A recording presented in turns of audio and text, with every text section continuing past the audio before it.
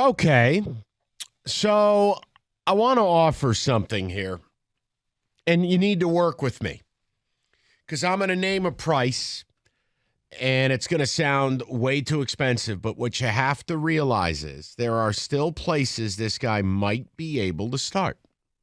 But we've all talked about Brad Holmes' famous remark about how they're going to do a better job addressing the backup, that you need a legitimate backup. Okay. When they re-signed Nate Sudfeld, I panicked. I felt like, oh, my God, that Nate Sudfeld is QB3 because they're going to draft one. But I started thinking about this. I go, you know what? Here's the solution. If they really want to prove that they care about the backup quarterback and they want to prove they're not going to take a QB at 6, there's one player out there, one, who fits the profile as a guy who has been a backup, has shown he can play for stretches and be quality. And he's a free agent. And the Lions, all they have to do is go out and, yeah, they're probably going to have to overpay a little bit. Now, they've got about $28 million in cap space. Probably cost you about $10 million. Last year, he was on a deal for about $4 million. But there are teams like Arizona who need a starter because Kyler Murray's dead. There are teams like Tampa Bay, where it's Baker Mayfield, maybe a competition. You have Baltimore, where we don't know Lamar's future, etc. The guy I'm talking about is Teddy Bridgewater. If the Lions went out and just signed Teddy Bridgewater, doesn't it put to bed QB at 6? Doesn't it address what Brad Holmes said he would do, which is we are going to do a better job handling the backup quarterback position? But see, the Lions haven't been connected with Bridgewater. Not once. Now, it's been listed as a landing spot because it makes too much sense. But they've never, ever, not a whisper of them reaching out. And it goes to what I'm going to say to you next. I'm very worried that quarterback's very in play at 6. I'm very worried. See, I just got done saying to start the show, I trust the process. That I do trust these guys. And I'm not going to be emotional about Jalen Carter. If they take him, great. If they don't, that's fine too. But people, I want to move to this because this is kind of our 1 month out draft show. Where are you at with quarterback at 6 emotionally? Like, are you willing to die on that hill for or against that selection? That essentially a month from today, they could make that move. That signing Nate Sudfeld basically invites that move. You're not waiting and taking a quarterback in the 5th round, and that's going to be the guy that you, quote, addressed the backup spot with. And as we sit here right now, there have been no overtures to Teddy Bridgewater. So I want to know your emotional state about quarterback at 6. Do you worry about it like I do? Are you unemotional and you go, I trust the process completely? Or are you like Jim Costa and his stupid pizza sweatshirt, where you are all in on it, that you actually demand a quarterback at 6? 248-539-9797. Rico, what side of the table do you sit at? Quarterback at 6 would make me extremely sad. Quarterback at 6 would mean that you're about to take the 3rd or 4th best player at the position. If you're going to do that, you have a better chance of selling me that you're just going to move up and get the number 1 QB if you really need one. But taking the 3rd or 4th best quarterback, that's just the pick at 6 has to start day 1. I've been saying that since the beginning. You got the luxury of having 2 picks, but this one definitely needs to play immediately. No on quarterback at all. I do like the Teddy Bridgewater because I simply said for the longest, you need a quarterback that can sustain this team for a week or two in case anything happens to Goff. That's been my biggest concern. You got fortunate that Goff really wasn't injured last year, but just in case he is, you need something. And I don't think that if you took a quarterback at 6, I don't think that he could give you that. If Goff goes down in week 2, that quarterback's not ready. And besides that, like I said, you're looking at Will Levis, Anthony Richardson, both guys who I don't think will be ready week 1. Kenny Cott, where are you at emotionally on this? We asked the same type of thing with Jalen Carter. Now, I am unemotional about Carter. I'm very emotional about a QB at 6 because I share with Rico, the guy I take at 6, I need to play every week. You know, you look at, for instance, the Giants, I think, took Thibodeau at 6 last year.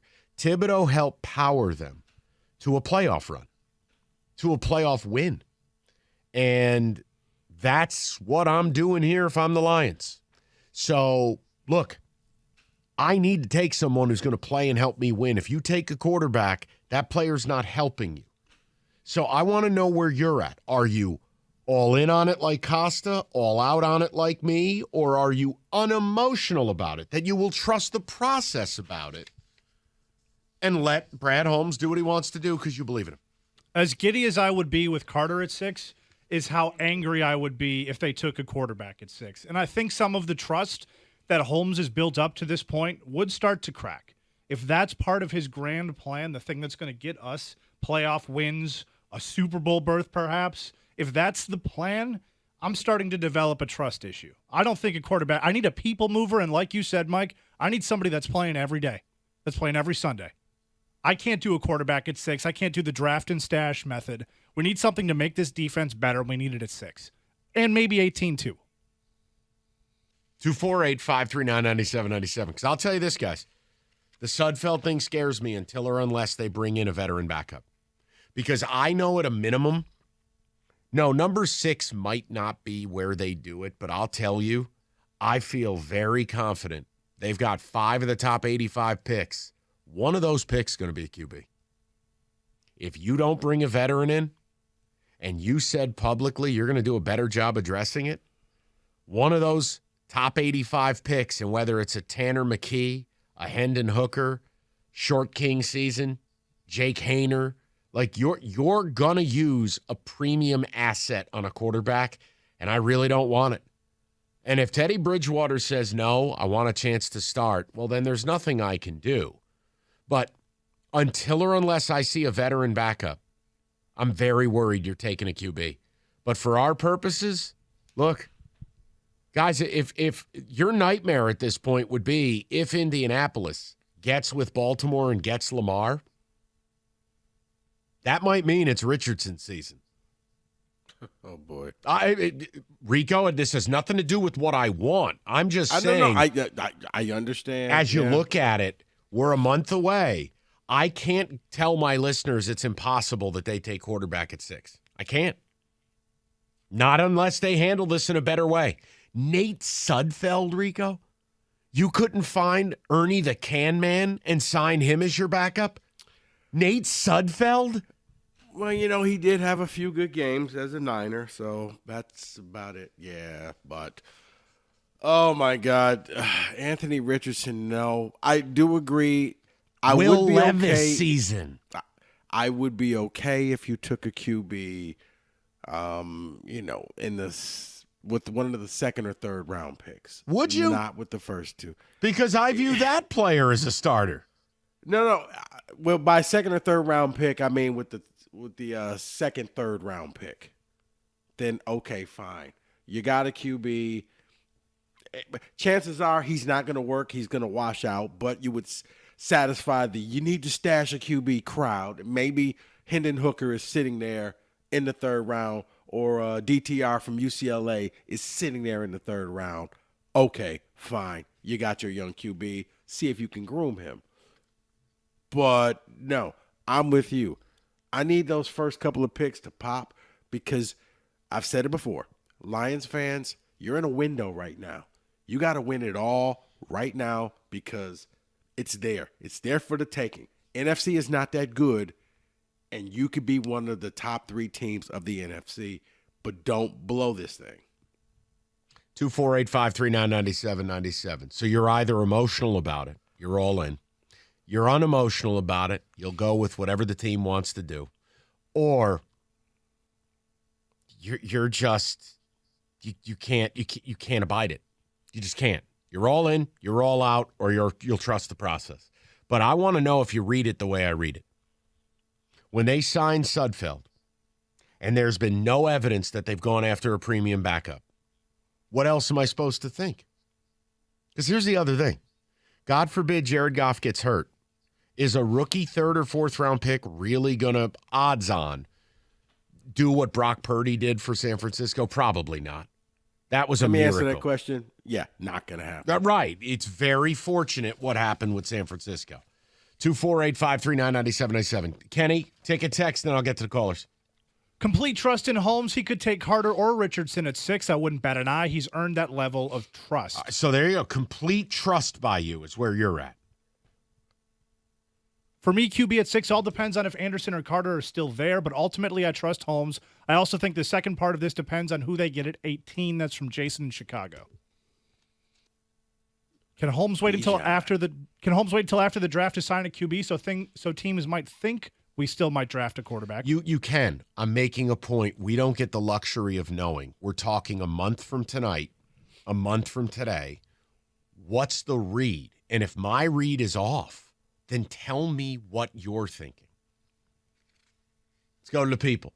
Let's go to, I believe, Q from Detroit, 97.1. What's up, Q? How are you? Hey, Mike, how you doing? Good, Q. What's going on? Good. So I've been on hold since the last call, so talking about just going back to Jalen Carter. Go ahead. All in on him. All in on him. There are only 2 blue-chip prospects, in my opinion, in this year's draft outside the quarterbacks. It's Will Anderson. He's not going to be there at 6, and Jalen Carter. If I would have told you a month ago we had a chance to draft Jalen Carter at 6, everybody would have shot through the moon. Now, because of a bad month, I'll agree, a bad month, everybody's out on him. And, he's the guy at 6. Again, I do trust Brad Holmes ultimately, so if they decide to pass, that means they did their homework, so I'm happy they're doing their homework on him at least. But there's no other option at 6, in my opinion, because there's only 2 people. It's Will Anderson and Jalen Carter. So let's say both are gone. Bring it right to the topic we're talking about right now. Bring it right to the yeah. Let's say Will Anderson goes 3 and Jalen Carter goes 5 to Seattle. So now you go into the draft and it's Jared Goff and Nate Sudfeld. Tell me you're not paralyzed with fear. They're taking a QB at 6. It's very much in play at 6. And at that point, I would just have to trust that the regime knows what they're doing. But I agree that at that point, there's no other for surefire first rounders outside of quarterback that I absolutely want, because I'm not a big believer in Tyree Wilson. I think he's too slow to get off the edge. Miles Murphy, same problem. Luka Vesnes never started a game. So they're in the cornerback. I'm not really sure if I'm a believer in picking quarterback at 6. So at that point, I do think quarterback is in play. So I'm not sure exactly. Ideally, I would want to trade back, honestly. But after that, at that point, yeah, quarterback's in play, I think. Okay, and Q, that's all I'm establishing is I don't think I'm wrong for being worried about it. Now, no.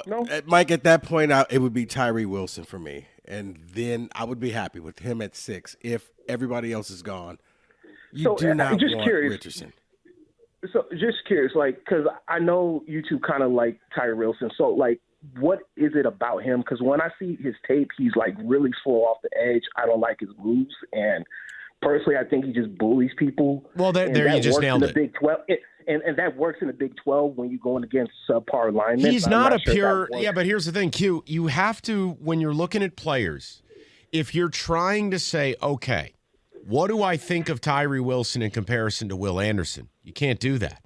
2 completely different players. Will Anderson is that Von Miller, bend, crazy edge guy, speed guy, sack guy. Tyree's a hybrid. He played inside and out for Tech. He can play standing up or hand in the dirt. He's very good against the run. And Q, you nailed this part. Ton of power to his game. Power rush, bull rush. But you know what I like about him? Whether it's in the run game or passing game, this dude's backside chase down, he will run anybody down from behind. I have a different expectation. Yeah, but when you pair him with Aiden Hutchinson, now I think you got something on Sure. that defensive line. I listen, Q, by the way, just since we're all sitting here just having a beer together, Q, you know I would move to 3 and take Will Anderson. You know this. I've said it for 2 months. But I'm not gonna bang that drum every day. It's pointless. Like, I have no evidence that the Lions will do that. But no, it's not that I think Tyree is as good as Will Anderson. It's not that I know that he's better than Jalen Carter. It's that I didn't like that he got dismissed by certain people at this station, and I don't know if they ever watched him play. And I just think it's okay for people to play differently. It's okay for somebody to have a different skill set. That doesn't mean that they're trash. Like, I could see a guy like Tyree Wilson on the 49ers, a wrecking ball type of defensive lineman. He's never going to be the guy who gets 20 sacks in a year with speed and finesse and these crazy moves. That's not who he is. But see, that's why I said I like him. When you pair him with Aiden, now I think they would help each other out, and I think both numbers would skyrocket next season. Yeah. Because you couldn't just focus on one because the other would beat you. Oh, and by the way, You're Rico, right. this team needed help stopping the run, right? Yeah. Yeah. That's kind of Tyree Wilson, one of his big strengths. He's very good against the run. Yeah, but Anthony Richardson might. All right, dude, I'm done. All right, great. Tell people about their career in crime.